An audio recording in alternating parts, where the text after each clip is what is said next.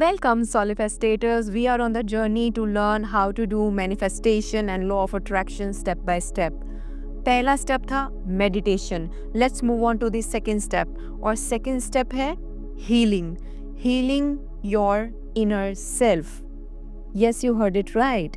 Healing का मतलब क्या होता है? अपने आप को ठीक करना, अपने आप को वो सारी चीज़ों से बाहर निकालना जो कि आप बहुत सालों से अपने अंदर लेके बैठे हो.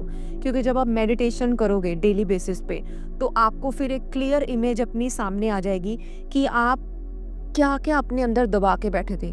कौन से पास्ट ट्रॉमास हैं जो आपको इतने सालों से परेशान कर रहे थे. कौन से लोग हैं या कौन सी ऐसे सिचुएशंस हैं जो आप अवॉइड कर रहे थे अपनी लाइफ में, या आप उनसे दूर भाग रहे थे और वो आपने अपने अंदर कहीं ना कहीं दबा रखे हैं. राइट.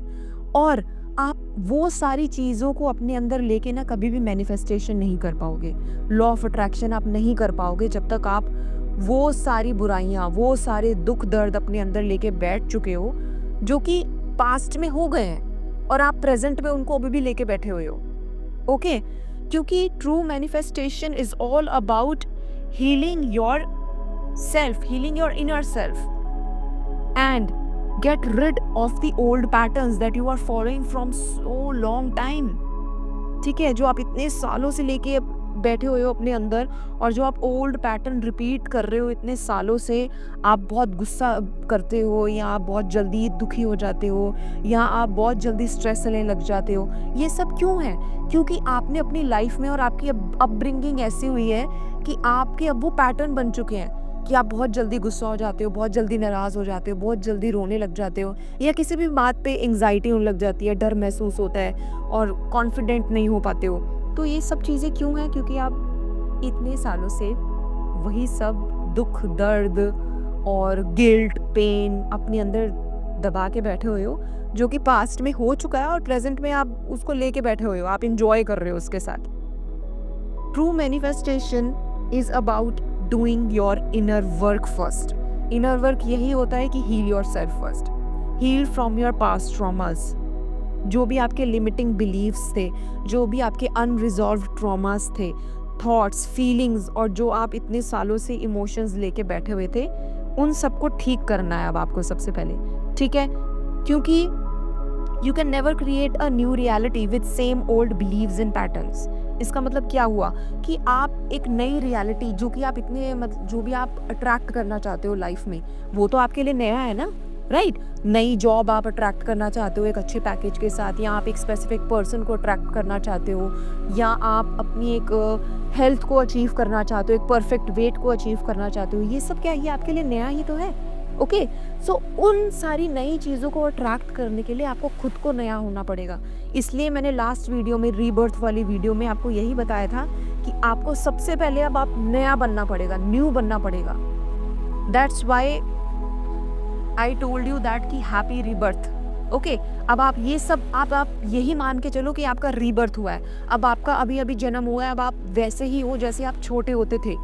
बचपन में आप थे ना कि आपको किसी ने चॉकलेट दे दी, आप खुश हो गए, फिर उसके बाद भूल भी गए कि आपको किसी ने चॉकलेट दी थी. और अगर आपको किसी ने हर्ट भी करा था बचपन में, या मम्मी डांट देती थी, या आपका दोस्त लड़ बैठता था, तो आप क्या पूरा दिन या एक महीने तक आप रोते रहते थे? नहीं ना. आप भूल जाते थे, आप न्यू फ्रेंड बना लेते थे. ठीक है. और फिर अगर मम्मी पापा से झगड़ा भी होता था तो नेक्स्ट टाइम, मतलब नेक्स्ट सेकंड में आप प्यार भी मिलता था आपको, है ना. आप थोड़ी ना बचपन में वो जी मेरे को डिप्रेशन हो गया, मेरे को ये हो गया. बचपन में हम सब ऐसे क्यों होते हैं, मतलब एकदम मस्त मौले, पूरे जॉयफुल, इंजॉइंग, हैप्पी, क्योंकि हम प्रेजेंट मोमेंट में जीते थे बचपन में. हमें पता ही नहीं था ये डिप्रेशन, सैडनेस और एंग्जाइटी, फियर क्या होता है. ये तो जब हम बड़ा होना शुरू किया, हमने ग्रोथ हुई हमारी, और हमने सोसाइटी को देखा, अपनी आसपास की कम्युनिटी को देखा, तो ये सब हमने अब्जॉर्ब कर लिया अपने अंदर कि अच्छा, अगर किसी के साथ धोखा होता है ना तो वो बंदा डिप्रेशन में चला जाता है. अगर किसी को प्यार होता है ना तो उसको ऐसी ऐसी चीज़ करनी होती है तभी माना जाएगा कि उसको प्यार है. तो ये सारी चीज़ें हम अपने आसपास से अब्जॉर्ब करते हैं. ठीक है. जब हम पैदा होते हैं तो हम ये सारी चीज़ें सीख के ही नहीं आते अंदर से कि हाँ भी ऐसा होगा तो हम डिप्रेशन में जाएंगे, ऐसा होगा तो हमें डर लगेगा, ऐसा होगा तो हम लो फील करेंगे.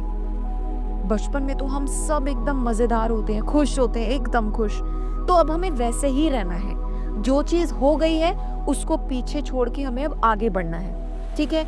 और जो भी चीज़ अब आप अपने अंदर लेके बैठे हुए थे इतने सालों से, वो आपको क्लियर पता चल गई कि आपने अपने आप से क्या क्या झूठ बोले हैं, या आपने कौन से पर्सन्स को हर्ट करा है अपने लाइफ में, और आपके पेरेंट्स के साथ क्या लड़ाइयाँ रही हैं, या क्या है ऐसा कुछ जो कि आप नाराज़ रहे हो उनसे, या आप अपनी हेल्थ रिलेटेड कौन सी प्रॉब्लम्स हैं जो आप बार बार फेस कर रहे हो, और क्या है आपके जॉब रिलेटेड प्रॉब्लम्स जो आप बार बार फेस कर रहे हो, और रिलेशनशिप प्रॉब्लम्स क्या है, वो आपको आपकी एकदम क्लियर इमेज आपको सामने आ जाएगी after doing meditation on daily basis, ठीक है। जब आपको ये सारी क्लियर इमेज सामने आ जाएगी ना, अब आपको उन सब चीज़ों पे वर्क करना है, ठीक है। ओके, तो अब जैसे कि आप लॉ ऑफ अट्रैक्शन में कई बार आपने लोगों से सुना होगा कि हमारी 4 चीज़ें होती है, health, career, money and relationships, ठीक है। HRCM, health, relationship, career and money, ठीक है। इन सारी 4 चीज़ों में ही हमें प्रॉब्लम्स होती हैं, ओके। तो अब आपको क्या करना है, आपको एक पेज लेना है या आप डायरी ले लो, ठीक है। कोई सी भी कलर की डायरी लो, मैं ये नहीं कहूँगी आप लाल डायरी ले लो, पीली डायरी ले लो, रेड पेन ले लो, ग्रीन पेन ले लो, कुछ भी मत लो, आप सिंपल डायरी लो, पेन लो। अब जो भी आपके मन में आ रहा था ना इतने सालों से, अब आपको पता चल गया ना कि आपका हेल्थ रिलेटेड क्या प्रॉब्लम्स थी जो आप इतने सालों से अट्रैक्ट कर रहे हो, रिलेशनशिप प्रॉब्लम्स क्या थी, मनी रिलेटेड प्रॉब्लम्स क्या थी, करियर रिलेटेड प्रॉब्लम्स क्या थी।